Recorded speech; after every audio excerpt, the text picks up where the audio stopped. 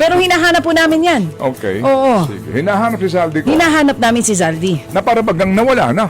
Nawala na yung atensyon ng lahat kay Zaldi ko. Hello?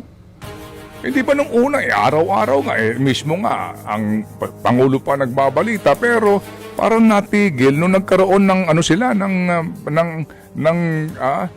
sige ha, kapag ginawa nyo ito, itong gagawin ko.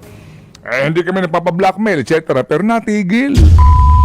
Nako, mukhang naiinip na ho ata itong si Manong Ted Pailo na tinahanap na ho niya ulit itong si Elizalde ko. Pambihira o. Huwag na ho kayong umasa, sir. Dahil hindi ho pa uuwiin ng administrasyon itong si Marcos Jr. yang si Zalde ko. Yan ho ang ating sigurado dyan. Next administration pa lang ho talaga mag-uumpisa ang tunay na investigasyon. Pambihira. Noong si Zalde ko umalis, ang tinuturo ng administrasyon ni Marcos Jr., ang mastermind dito sa kakurakutan na to, si Zalde ko. Ano sabi ni Zalde ko? Ginawa siyang poster boy at lahat naman. Paniwalang paniwala na si Zalde ko ang mastermind. Noong nagsalita na yung mga tauhan ni Zalde ko na kung saan kinukumpirma yung testimonya ni Zalde ko, yung testimonya ni Master Sergeant Orly Gutesa, yung testimonya ng ibang mga contractor dyan sa Blue Ribbon Committee. Olo pa sa atin, questionable kredibilidad nila. Palakpakan ho natin yan mga kababayan, ibang klase, di ba? Pero bago yan, isa like at sa subscribe. Masaya na ho tayo dyan at sa mga gusto sumali sa ating community. Yung join button, nandyan lang ho sa baba. Dito rin ho sa video na to, nako, itong si Boying Remulla, binalagbag ho nitong si Senator Mike Defensor. Sen Mike, huwag ka masyado ma-stress ha. Next administration, anak ng toka. Tayo naman ang ika nga hahagupit sa mga walang ganyan. Bisano natin ang ating talakayan dito kay Manong Ted Pailon. Hindi naman halata sa pagmumukha nitong si Manong Ted na talagang matindi ang pagkakadismayin niya, no? Tignan niyo naman yung mukha na yan, di ba? Ika nga yung mukha ni Manong Ted, yan ang nagkukwento kung gaano kawalang yatong administration. Ito game. Isipin po natin, magpakatalino po tayo. Magpakatalino tayo, ha? Ito ulitin natin yung malakas. Isipin natin, magpakatalino tayo. Pisano natin. Isipin po natin, magpakatalino po tayo. Magpakatalino tayo. Look, science. Una, nasan na ba si Zalde ko? Una!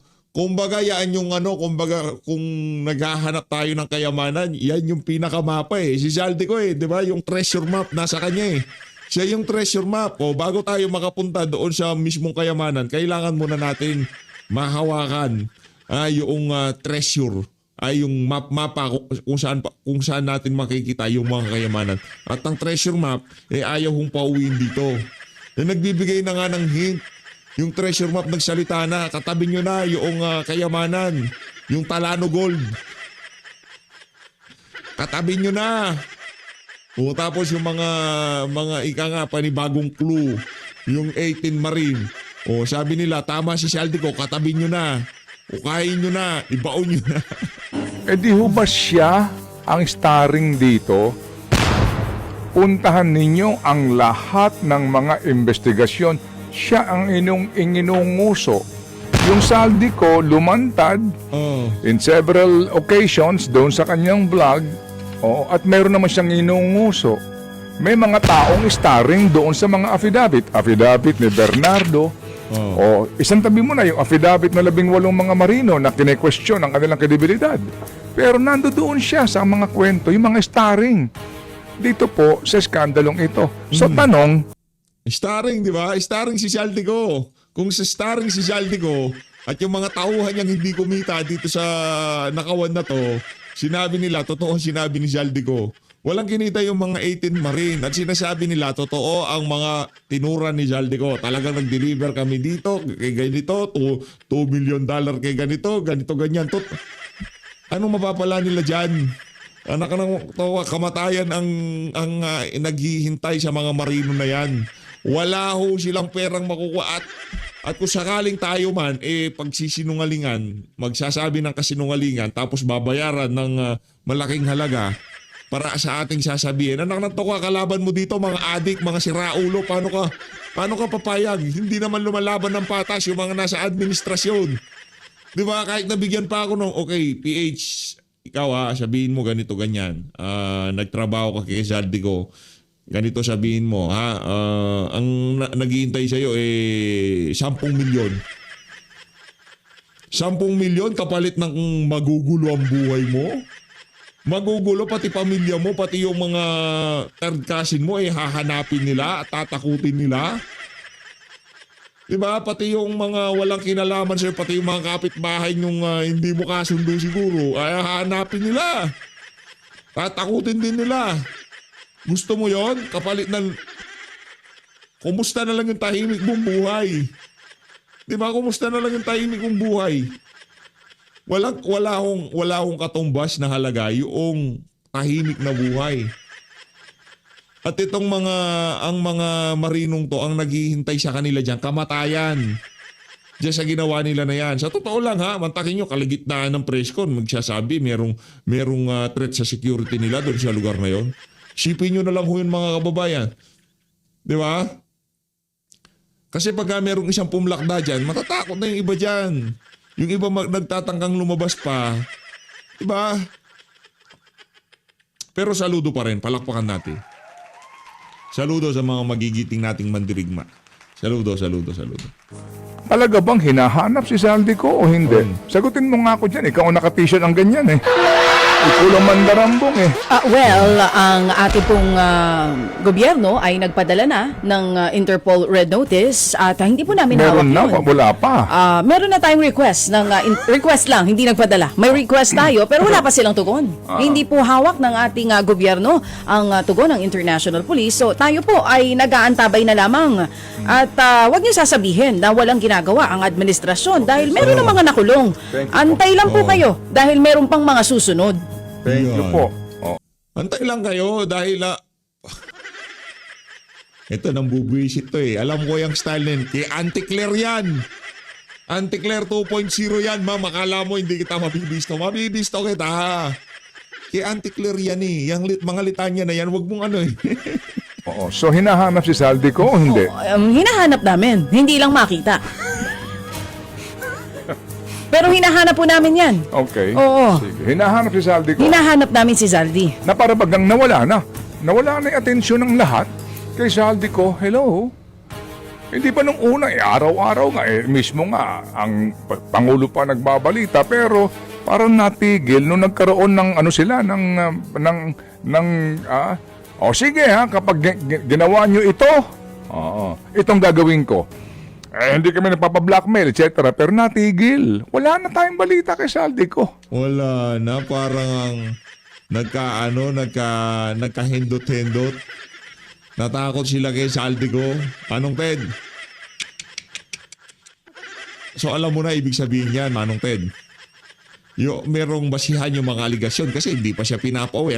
Ako presidente, ginanon ako ni Zaldico.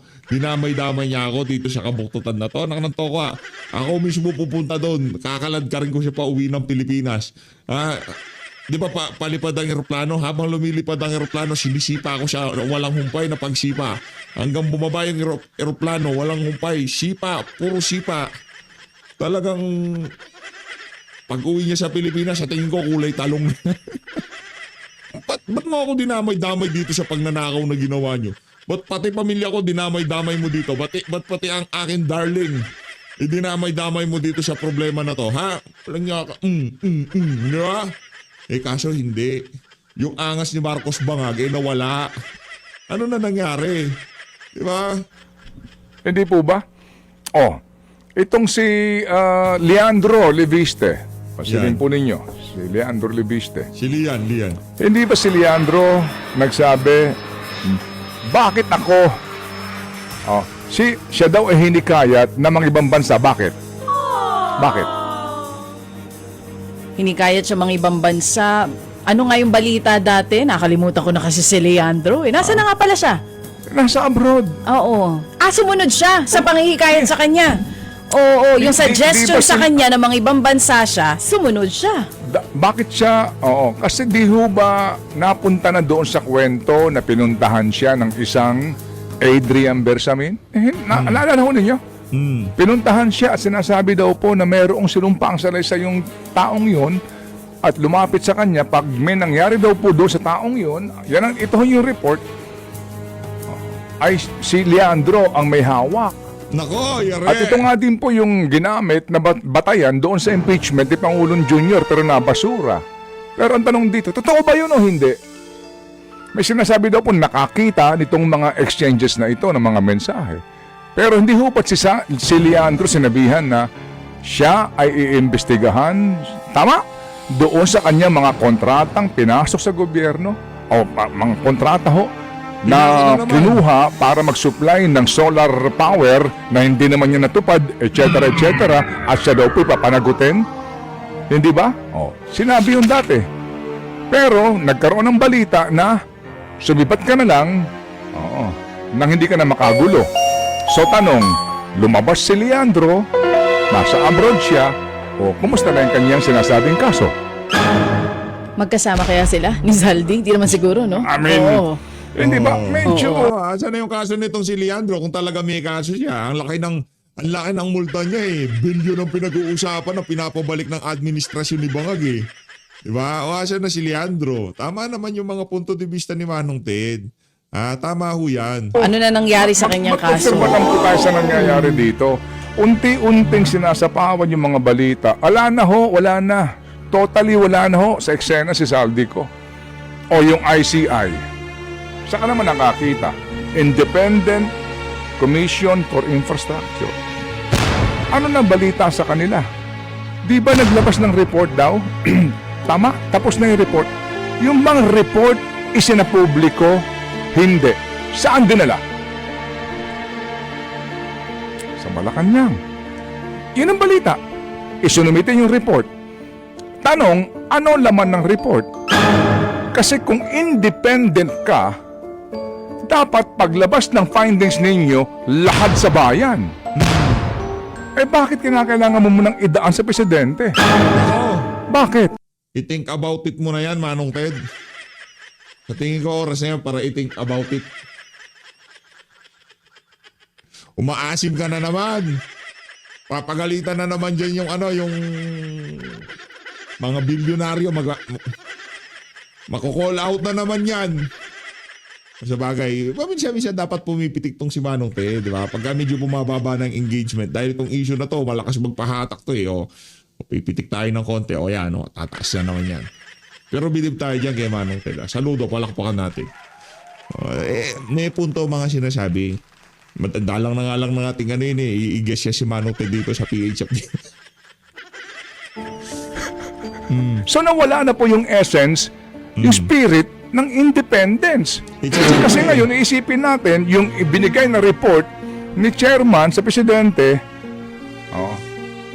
ay dadaan muna sa censorship, sa gatekeeping. Kung totoong independent ka, dapat Walang ganun. pagtapos ng report ninyo, report ka agad sa bayan. Hindi report ka agad sa presidente. Ayun. Ngayon, eventually, maglalabas yung presidente o sino man po dyan sa Malacanang kung ano yung laman ng report, maniniwala ka ba doon? Kasi nga, hindi nilabas yung original, yung actual na report. Hindi po ba? ICI, hello? Independent Commission for Infrastructure. Paligay ko po, tanggalin nyo yung word na independent. Gawin nyo pong Presidential Commission for Infrastructure. Nako, yare. Presidential Commission on Infrastructure Ano tong si umaasim ka, Manong Ted? Ang asim mo na. Huwag kang nagmamaasim na ganyan. Baka bukas makalawa, mabalitaan namin. May kaso si Ted Pailon. Nako, yan ang aba. O baka marinig natin bukas makalawa wala nang Ted Pailon and DJ Chacha ng programa. Hindi malabong mangyari yan kasi yung mga mesyaltik sa Malacanang pagka umikot na yung mga yung tililing nila sa utak. Lahat kaya nilang gawin. Pagkakin mo dating presidente napalipad nilang dahig Netherlands. Kidnapping. Kaya nilang gawin yun, Manong Ted. Kaya yung mga maaasim dyan na mga mainstream media ngayon, hinay-hinay lang. Kumaga, pit, bubusina. Mga ano lang, mga taga social media lang yung di bumubisina, lalo na dito kay Auntie Claire. Talagang binabalahura namin yun. Ano balahura din naman kasi. Oh. With all due respect to everyone, ano lang ho ito, medyo malumanay lang po na pag-uusap natin tungkol sa isyong ito. Kaya may mga nagsasabi, walang makukulong na mandarambong. Kasi nga mga palantandaan, papunta na po doon na gusto na ho nila itong ibaon sa limot and we move on. Hindi ko sinasabing sa kanila nang galing yon, pero ganun po yata ang dating. Hindi po ba? Nawawala na po eh. Wala na. Ang nababanggit atong ang 20 million, di pa rin nila mahagilap. Baka mas malaki yung kayang ibigay nitong si Atong Ang. Doon siya nagbibigay ng 20 million. Sabi siguro ni Atong Ang, magkanong binibigay ng pamahalaan? 20 million, sabi mo sa pamahalaan, bigyan ko ng 40 million. Mga mukhang pera yung mga yan. Nanto ka. Ano pa punot dulo? Ba't ginipin si Tebes? Yan si Atong Ang. Walang ano dyan. Walang krimen dyan. Ang ano dito, sugalang ano yan. Maraming kaperahan yung mga yan. Mga mukhang pera, especially yung mga nasa matataas na official ngayon sa administrasyon ni Marcos Jr. Mga mukhang pera yan. Anak na to, kala mo pinaghahandaan nila? Kaya lahat na lang dapat kasali sila sa mga bidding, kasali sila sa mga pinagkakakitaan 2028 presidential election. Bakit? Kasi mahirap nang magnakaw sa budget. Kaya ngayon, pag yung mga yung mga iba't ibang ahensya ng pamahalaan, di na natin babanggitin. Alam nyo naman yan, pinagkakasuhan nila eh. Yung mga dating opisyal, tsaka yung mga opisyal ngayong mga panahon na to. Bakit? Para, signal yon ng, pagka merong dyan, kasali kami dyan. Hindi nyo kami pwedeng i-chipera dyan. Naging dahilan kung bakit nagkagulo sa PNP? Mga kababayan, hindi tayo nagbabanggit ng pangalan dyan. Pero kilala nyo yung mga binabanggit natin na yan. Mga mukhang pera yung mga pamilya na yan. 2028, ano sabi na panong isa? Basta ako pag in-endorse ako, tatakbo ako. Saan ko kukuha ng pondo? Ngayon pa lang pinaghahandaan na nila. Dahil kung sakaling tumakbo yan si Utol, anak ng toko, dapat merong pera. Kanino kukunin ng pera? Nakita nyo na. Ano sabi ng isang opisyal, ng isang ahensya ng pamahalaan? Ilang opisyal pa ba ang kakasuhan mo? Lahat na lang pinagkakasu mo. Wala nang problema. Kung may problema talagang kasuhan niya mga yan. Pero masyadong kitang-kita kung sino man maharapan niya na ahensya ng pamahalaan, papalitan si ganito dahil kinontra yung pagbili ng ganito. Alam nyo yan. Hindi na tayo maglulukan dito. Alam nyo, kilala nyo kung sino binabanggit ko. Magba-blind item muna tayo, di ba? Kilala nyo yan. Yang kay Tebes, pera din yan. Yang kay Atong Ang, pera din yan. Magkano binibigay na pabuya? 20 million? Sabi siguro ni Atong Ang, bigyan mo nga ng 20 billion yung maingay na na yan, na opisyal ng pamahalaan para manahimik. Asan na yung paghahanap kay Atong Ang? Pera ho yan. Pagka nagbigay na si Atong, mananahimik na sila. Wala tayong binabanggit. Doon sa mga naghahanap, doon sa mga bounty hunter. Sino ba mga bounty hunter dito? Yung Island Cove. Operational pa ba? Si Saldico, asan na siya?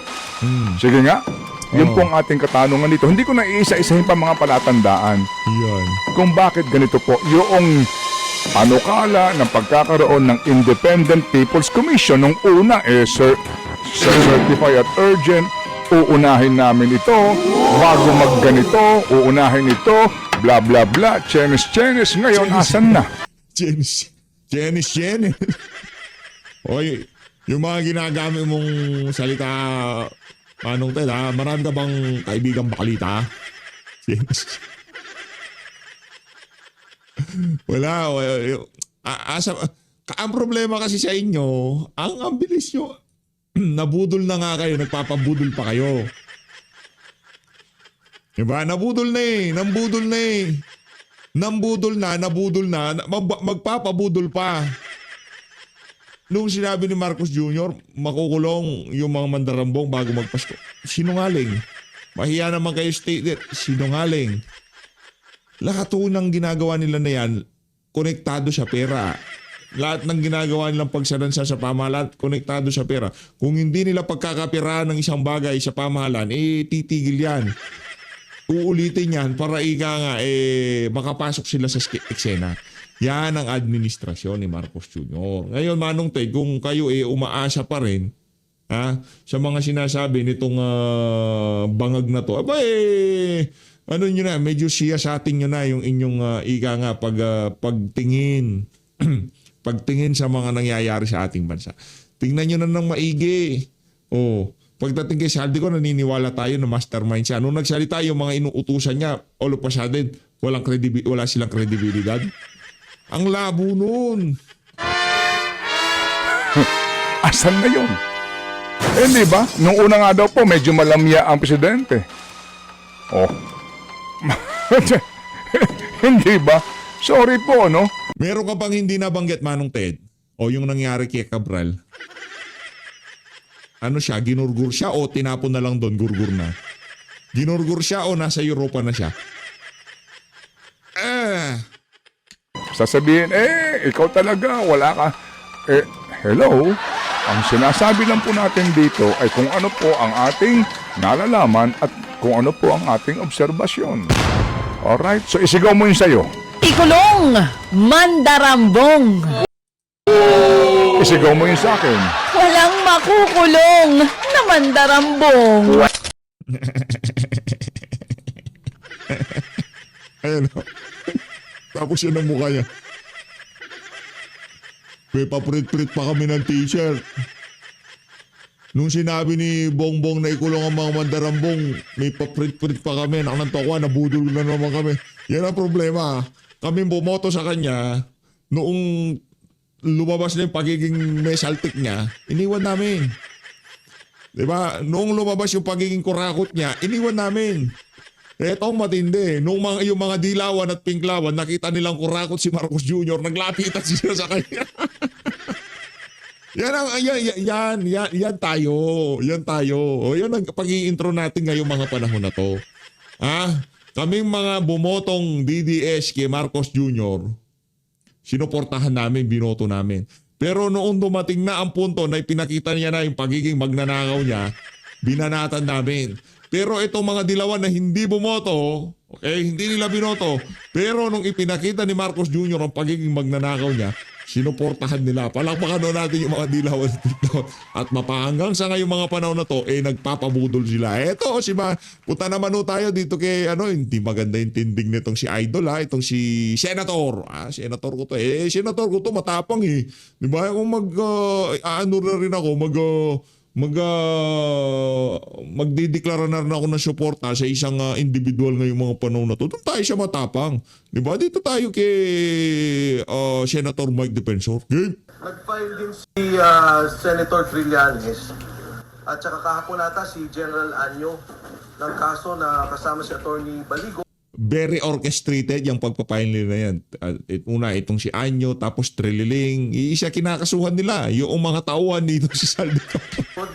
Kasama si Ulo kayo, Mike Defensor at saka si, if I'm not mistaken, si Cathy Binag at saka si Lorraine Badoy. Ako, personally, isang karangalan na makasama ako nitong mga kasama nating sundalo. Isang malaking karangalan na mapasama sa kaso, nakasama sila.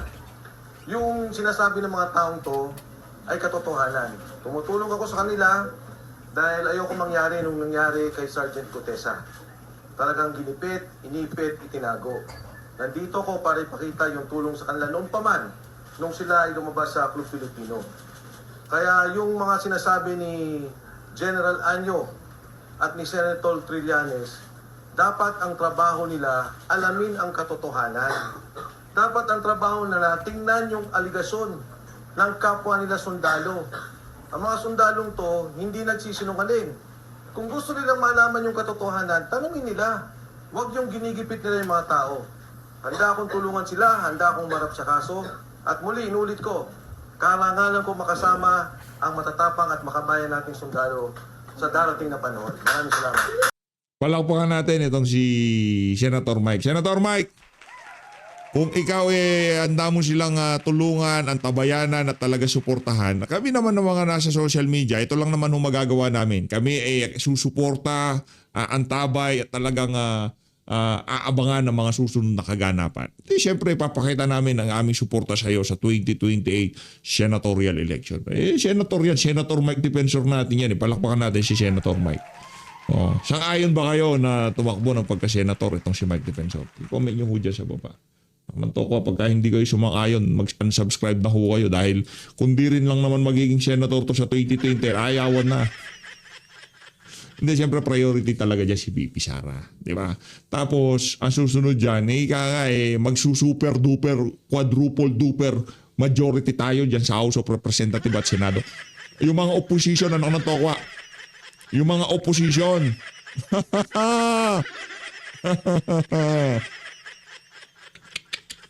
Don't ask. Sa 2020, huwag kami. Si Luis Tron, nako, doon ka sa pinakasulok ng House of Representatives para hindi ka namin naaaninagan. Anak ng toka. Mahapdi kayo sa mata eh. Dahil pagka kayo naaninagan namin kayo sa 2020. Dito tayo kay Congressman Egay Rize. Yung Lise, welcome back sa STL Kong Egay. Magandang gabi po. Good evening po. Magandang gabi. Kagabi mo ito. Ayan. Magandang gabi, Joby, Chiki, and Maricel po.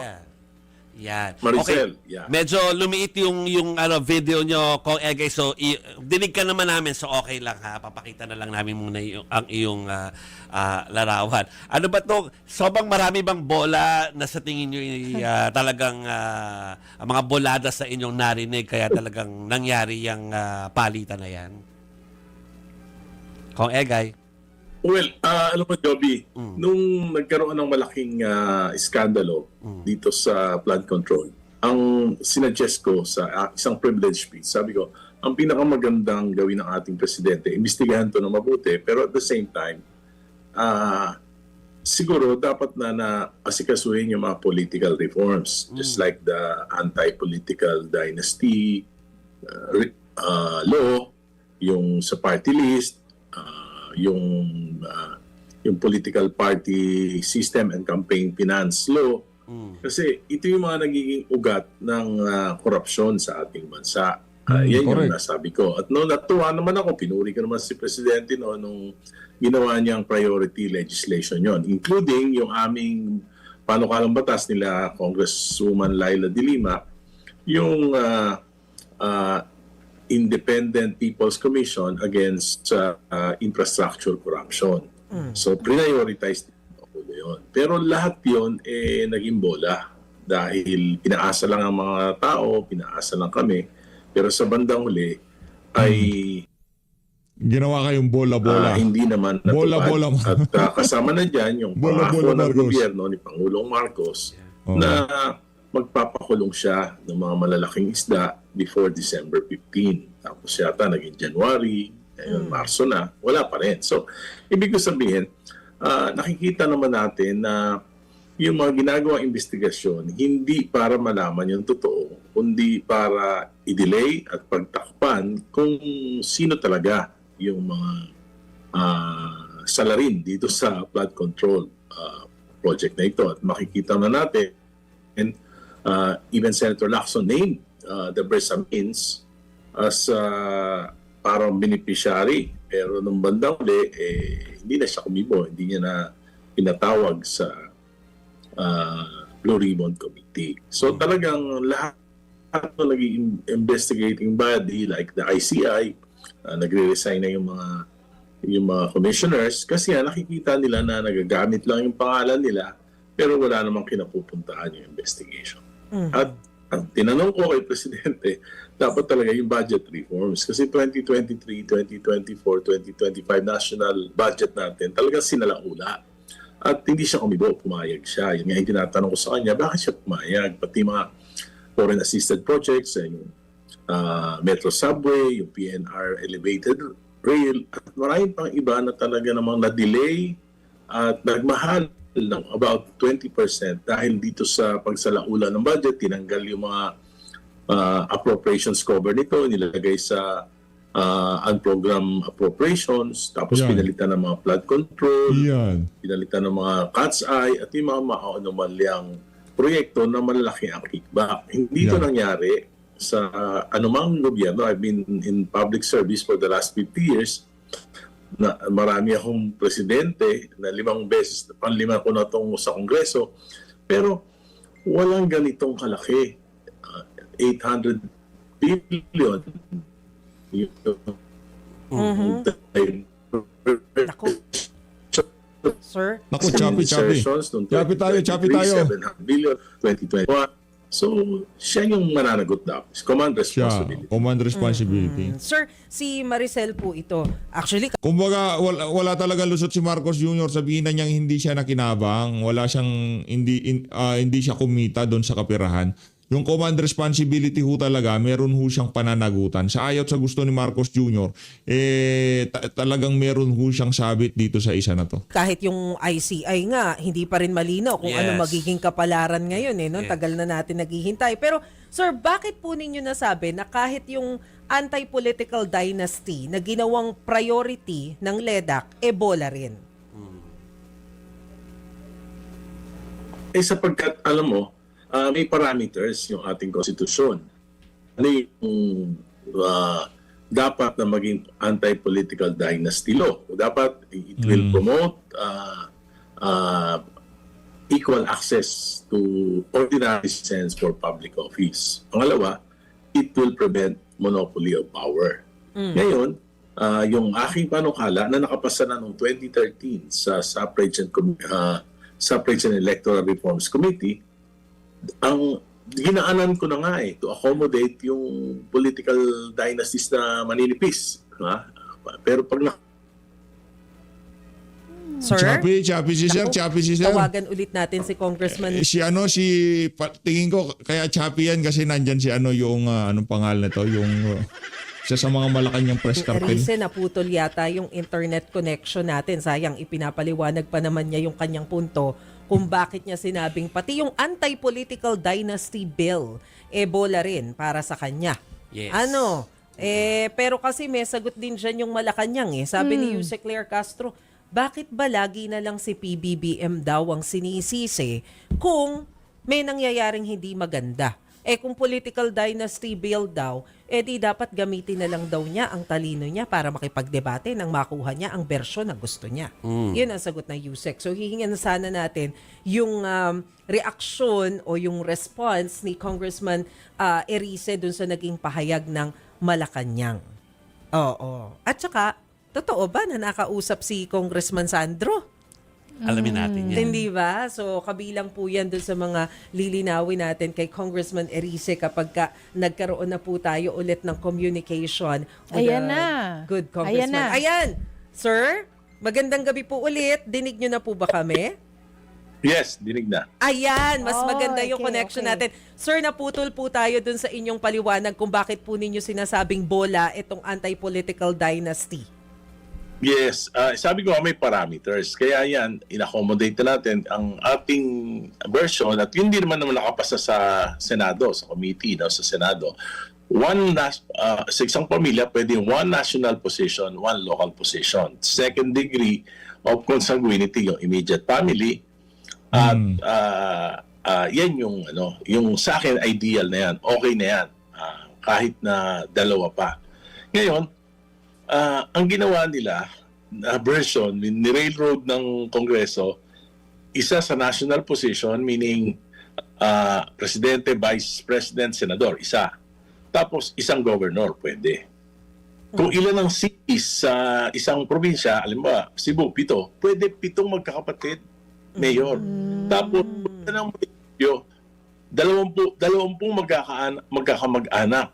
At kung ilan ang distrito, pwede tigi-tigi isang congressman. So, walang nabago. At actually, yung political dynasties, yung matataba ng political dynasties, mai-encourage pa dahil legal na pwedeng marami sila. So, itong it will promote political dynasties at ito ay magpapabundat pa. Hindi na taba, bundat ng mga political dynasties. Ngayon, bakit natin sisisihin ng presidente. Simple lang. Siya nag-prioritize. Allies niya to. Allies niya tong majority party. Bakit? At alam niya yung definition ng political dynasty dahil nung ipinasa namin noong 2015 yung first law na may anti-political dynasty provision ay yung SK Reform Law, may anti-political dynasty doon. Ang author's house ako. Ang author Senate si Presidente. Kaya alam niya yung meaning. Bakit magpapayagan niya mag-file yung kanyang anak ng ganitong klase ng version? So bola-bola lang to. Bola-bola. Pero sir, isa pa po dun sa ipinunto ni Undersecretary Claire Castro, kung hindi nyo raw po gusto yung version, gamitin nyo na lang daw po yung inyong talino para makipagdebate sa mga congressman. Total trabaho naman daw po ng House of Representatives na gumawa ng batas. Alam mo, 25 taon na ako nakikipagdebate dyan. My advocacy against the political dynasties predates the 1987 Constitution. Pero natuwa ako nung prioritize ni Presidente Marcos. Dahil walang presidente na nag-prioritize niyan. Siya lang. Ba't hindi niya inilaban? Bakit pinabayaan niya na yung ito hindi na to 39 years the Congress have ignored its mandate to enact mandato to ng Kongreso yung mag-enact ng anti-political dynasty law section 26 article 2 of the Constitution. Itong ginawa nilang version hindi na to pag-ignore, ito ay pambabastos. It's a travesty of the Constitution. At bakit pinayagan ni Presidente? Kahit magdedebate ako doon, kung inuuto lang pala kami ni Presidente at hindi niya naman inuutusan o hindi niya kinakausap ng mabuti yung kanyang mga allies, dahil pinangako niya to hindi lang sa akin. Pinangako niya to sa simbahan. Nung inuuto niya yung simbahan na dahil nagrarally sa trillion peso march, nung inuuto niya yung civil society, pinangako niya yan. At nung February 25, yan yung rally namin sa EDSA, Anti-Political Dynasty at Corruption. So kung ang sinasabi po ninyo, Kong, no, na ito ay largely dependent sa Pangulo at mga allies po, ng Pangulo, ibig sabihin po ba ay talagang hindi independent ang Kongreso?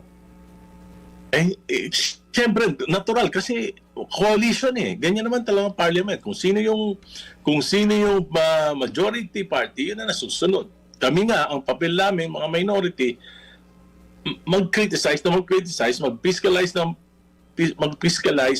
mag-amend kung pwede kami maisingit na pagtatama. Kung wala naman, wala kayong magagawa. Wala kayong magagawa. It's always the rule of the majority. Pero kailan po kayo kinausap ni Congressman Sandro? November, I think. November. Nag-speech ko na sinabi ko nga, kino-question ko yung 23, 24, 25 national budget, pinabayaan ng Pangulo, but yung cabinet niya, alam na alam yan, but hindi kumibo. Sabi ko nga, it's question of complicity or competence.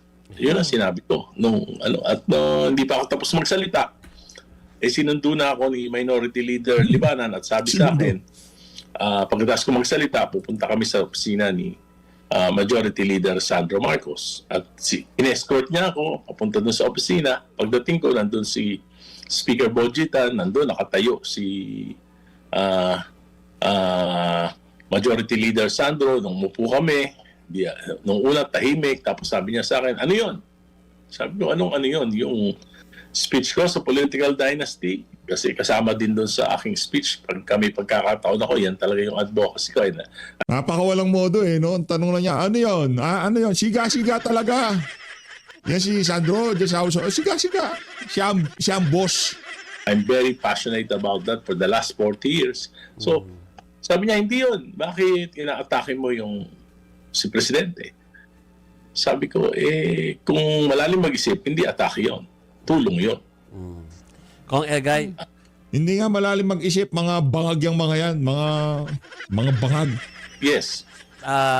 Na-monitor ko lang naman na parang merong alok, hindi ba alok, kundi para sa may idea si Congressman Marcoleta na sinasabi na, bakit hindi kaya kayo sumali doon sa slate ni VP Sara for senatorial? Alam ko na may sagot na kayo doon, pero baka sa mga hindi pa nakakapanood, ano po ba yung inyong reaksyon nung narinig nyo yung alok na yon or biro? Or birong totoo ni Congressman Sabi ko, Marcoleta?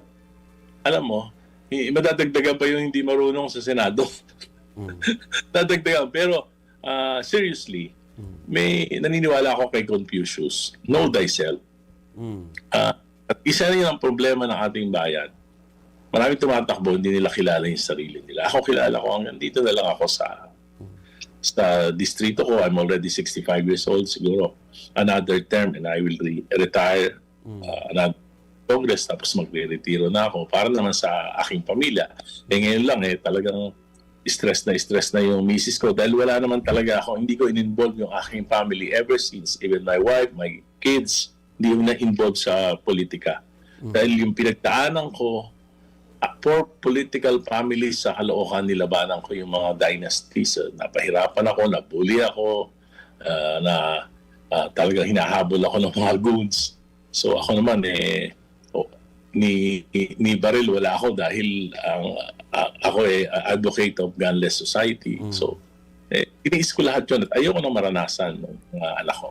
Yeah, so so mas desidido kayo na mag-last term diyan sa mababang kapulungan. Pero political alignment, siyempre kapag tatakbo, kahit naman sa level na 'yon, kailangan may political alignment, ano po? Oo. Sinabi ko, I am not Marcos, I am not Duterte, I'm a Liberal Party. So tatakbo ako under the Liberal Party. LP pa din. Paano ko makipag-align kay Presidente Marcos ang Liberal Party? So sabi ko, I cannot join them. Why? Naranasan ko martial law. Talagang yung demokrasya, marami ring namatay.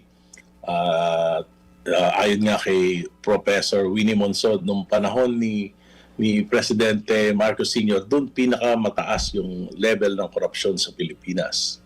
Ngayon, wala ngang pero wala ngang masyadong patayan, pero ang level ng korupsyon pangalawa sa tatay niya. Kaya sabi ko, it's no longer a democracy. What's prevailing in our country, in the government of our country, is kleptocracy. Kleptocracy. Sir, So I cannot join the Marcos. Pero LP. doon naman, LP, kung sasama naman palagi ko, hindi rin pwede sa Duterte. Imagine kung nakulong si Congresswoman Laila de Lima for 6 years, talagang na-demonize ang Liberal Party. So sabi ko, ang sa aking sarili, Ngayon, sa tingin mo ba ngayon, Congressman Egay, hindi na de-demonize ang Liberal Party? Di nila bumoto pero nung nakita nilang magnanakaw, nagdigitan sila kay Marcos Jr. Kaming bumoto, nung nakita namin magnanakaw, iniwan namin. Ayaw pa ba sumama sa amin? Kami kasi galit talaga kami sa mga magnanakaw.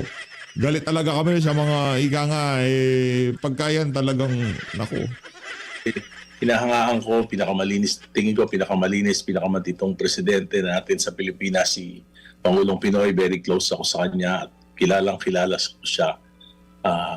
At kilala ko yung kanyang pag-iisip at ang batean ko sa aking mga desisyon ngayon sa masalim. Pipili ka na lang ng kabibili pa si Pinoy pa. Nga mga kababayan, dito na natatapusin ng ating reaction video. Yung puro video game sa Malacanang ginagawang natupag mo.